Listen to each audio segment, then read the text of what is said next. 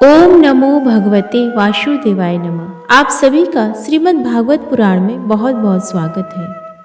आज के इस वीडियो में हम रसपान करने जा रहे हैं श्रीमद् भागवत महापुराण के प्रथम स्कंद के द्वितीय अध्याय का। इस अध्याय में भगवत कथा और भगवत भक्ति के महात्म्य का वर्णन है। तो आइए रसपान करते हैं। श्री व्यास जी कहते हैं, शौनकादि ब्रह्मवादी ऋषियों के ये प्रश्न सुनकर रोम हर्षण के पुत्र उग्रश्रवा को बड़ा ही आनंद हुआ। उन्होंने ऋषियों के इस मंगलमय प्रश्न का अभिनंदन करके कहना आरंभ किया। सूत जी ने कहा, जिस समय श्री सुखदेव जी का यज्ञोपवीत संस्कार भी नहीं हुआ था, सूत्रा लौकिक वैदिक कर्मों के अनुष्ठान अवसर भी नहीं आया था, उन्हें अकेले ही संन्यास लेने के उद्देश्य से जाते देखकर उनके पिता व्यास जी विरह से कातर होकर पुकारने लगे, बेटा बेटा। उस समय तन्मय होने के कारण श्री सुखदेव जी की ओर से वृक्षों ने उत्तर दिया। ऐसे सबके हृदय में विराजमान श्री सुखदेव जी मुनि को मैं नमस्कार करता हूँ। यह श्रीमद् भागवत अत्यंत गोपनीय रहस्यात्मक पुराण है। यह भगवत स्वरूप का अनुभव कराने वाला है और समस्त वेदों का सार है। संसार में फंसे हुए जो लोग इस घोर अज्ञान अंधकार से पार जाना चाहते हैं, उनके लिए आध्यात्मिक तत्वों को प्रकाशित करने वाला यह एक अद्वितीय दीपक है। वास्तव में उन्हीं पर करुणा करके बड़े बड़े मुनियों के आचार्य श्री सुखदेव जी ने इसका वर्णन किया है। मैं उनकी शरण ग्रहण करता हूँ। मनुष्यों में सर्वश्रेष्ठ भगवान के अवतार नर नारायण ऋषियों को, सरस्वती देवी को और श्री व्यास देव जी को नमस्कार करके तब संसार और अंतःकरण के समस्त विकारों पर विजय प्राप्त कराने वाले इस श्रीमद् भागवत महापुराण का पाठ करना चाहिए। हे ऋषियों, आपने संपूर्ण विश्व के कल्याण के लिए बहुत सुंदर प्रश्न किया है, क्योंकि यह प्रश्न श्री कृष्ण के संबंध में है और इससे भली भांति आत्मशुद्धि हो जाती है। मनुष्यों के लिए सर्वश्रेष्ठ धर्म वही है जिससे भगवान श्री कृष्ण में भक्ति हो। भक्ति भी ऐसी जिसमें किसी प्रकार की कामना ना हो और जो नित्य निरंतर बनी रहे। ऐसी भक्ति से हृदय आनंद स्वरूप परमात्मा की उपलब्धि करके कृतकृत्य हो जाता है। भगवान श्री कृष्ण में भक्ति होते ही अनन्य प्रेम से उनमें चित्त जोड़ते ही निष्काम ज्ञान और वैराग्य मन का आविर्भाव हो जाता है। धर्म का ठीक ठीक अनुष्ठान करने पर भी यदि मनुष्य के हृदय में भगवान की लीला कथाओं के प्रति अनुराग का उदय ना हो तो वह निराश्रम ही श्रम है। धर्म का फल है मोक्ष। उसकी सार्थकता अर्थ प्राप्ति में नहीं है। अर्थ केवल धर्म के लिए है। भोग विलास उसका फल नहीं माना गया है। भोग विलास का फल इंद्रियों को तृप्त करना नहीं है। उसका प्रयोजन है केवल जीवन निर्वाह। जीवन का फल भी तत्व जिज्ञासा है। बहुत कर्म करके स्वर्गादि प्राप्त करना उसका फल नहीं है।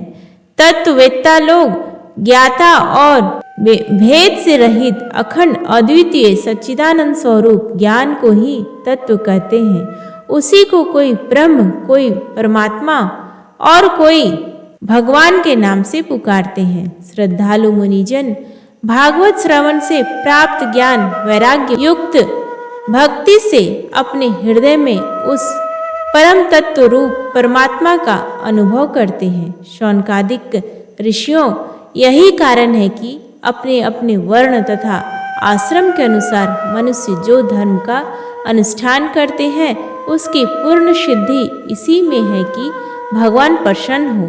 इसीलिए एकाग्र मन से भक्त वत्सल भगवान का ही नित्य निरंतर श्रवण, कीर्तन, ध्यान और आराधना करना चाहिए। कर्मों की गांठ बड़ी कड़ी है। विचारवान पुरुष भगवान के चिंतन की तलवार से उस गांठ को काट डालते हैं। तब भला ऐसा कौन मनुष्य होगा जो भगवान की लीला का कथा में प्रेम ना करे। शौनकादिक ऋषियों, पवित्र तीर्थों का सेवन करने से महत्व सेवा, तदंतर श्रवण की इच्छा, फिर श्रद्धा, तत्पश्चात भगवत कथा में रुचि होती है। भगवान श्री कृष्ण के यश का श्रवण और कीर्तन दोनों पवित्र करने वाले हैं। वे अपनी कथा सुनने वालों के हृदय में आकर स्थित हो जाते हैं और उनकी अशुभ वासनाओं को नष्ट कर देते हैं, क्योंकि वे संतों के नित्य सुहृद हैं। जब श्रीमद् भागवत अथवा श्रीमद् भक्तों के निरंतर सेवन से अशुभ वासनाएं नष्ट हो जाती हैं, तब पवित्र कीर्ति भगवान श्री कृष्ण के प्रति अस्थाई प्रेम की प्राप्ति होती है। तब रजोगुण और तमोगुण के भाव, काम और लोभादि शांत हो जाते हैं और चित्त इनसे रहित होकर सत्व गुण में स्थित एवं निर्मल हो जाता है।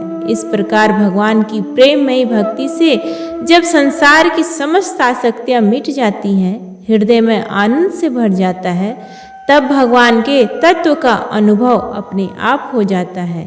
हृदय में आत्मस्वरूप भगवान का साक्षात्कार होने ही हृदय की ग्रंथि टूट जाती है, सारे संदेह मिट जाते हैं और कर्म बंधन क्षीण हो जाता है। इसी से बुद्धिमान लोग नित्य निरंतर बड़े आनंद से भगवान श्री कृष्ण के प्रति प्रेम भक्ति करते हैं, जिससे आत्म प्रसाद की प्राप्ति होती है।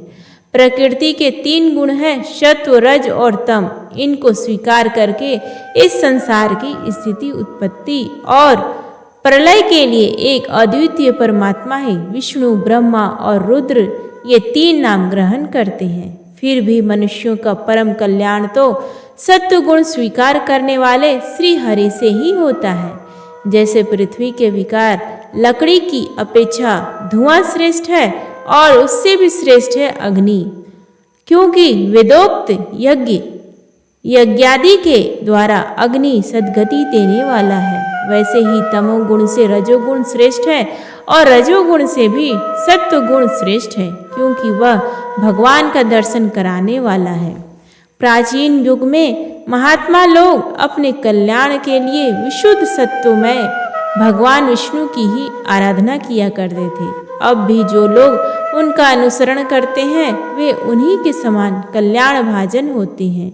जो लोग इस संसार सागर से पार जाना चाहते हैं, वे यद्यपि किसी की निंदा तो नहीं करते, ना किसी में दोषी देखते हैं, फिर भी घोर रूप वाले तमोगुणी, रजोगुणी, भैरवादि भूतपतियों की उपासना न करके सत्वगुणी विष्णु भगवान और उनके अंश कला स्वरूपों का ही भजन करते हैं। परंतु जिसका स्वभाव रजोगुणी अथवा तमोगुणी है, वे धन, ऐश्वर्य और संतान की कामना से भूत, पितर और प्रजापतियों की उपासना करते हैं, क्योंकि इन लोगों का स्वभाव उन भूतादि से मिलता जुलता है।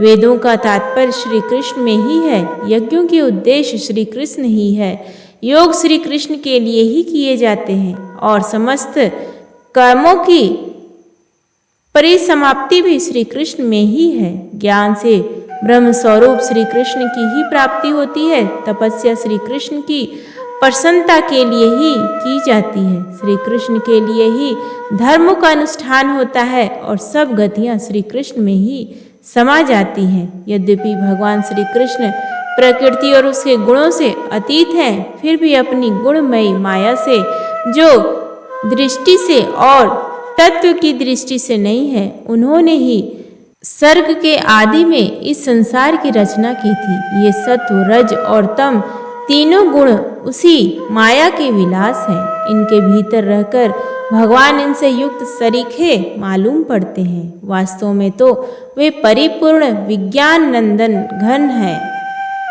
अग्नि तो वस्तुतः एक ही है, परंतु जब वह अनेक प्रकार की लकड़ियों में प्रकट होती है, तब अनेक सी मालूम पड़ती है। वैसे ही सबके आत्मरूप भगवान तो एक ही है, परंतु प्राणियों के अनेकता से अनेक जैसे जान पड़ते हैं। भगवान ही सूक्ष्म भूत, तन्मात्रा, इंद्रिय तथा अंतःकरण आदि गुणों के विकारभूत भावों के द्वारा नाना प्रकार की योनियों का वर्णन करते हैं और उनमें भिन्न भिन्न जीवों के रूप में प्रवेश करके उन योनियों के अनुरूप विषयों का उपभोग कराते हैं। वे ही संपूर्ण लोकों की रचना करते हैं और देवता, पशु, पक्षी, मनुष्य आदि योनियों में लीलावतार ग्रहण करके सत्व गुण के द्वारा जीवों का पालन पोषण करते हैं। प्रेम से बोलिए भगवान विष्णु की जय। उम्मीद है आपको आज का ये वीडियो पसंद आया। प्लीज़ वीडियो को लाइक करें, शेयर करें और चैनल को सब्सक्राइब करें। धन्यवाद।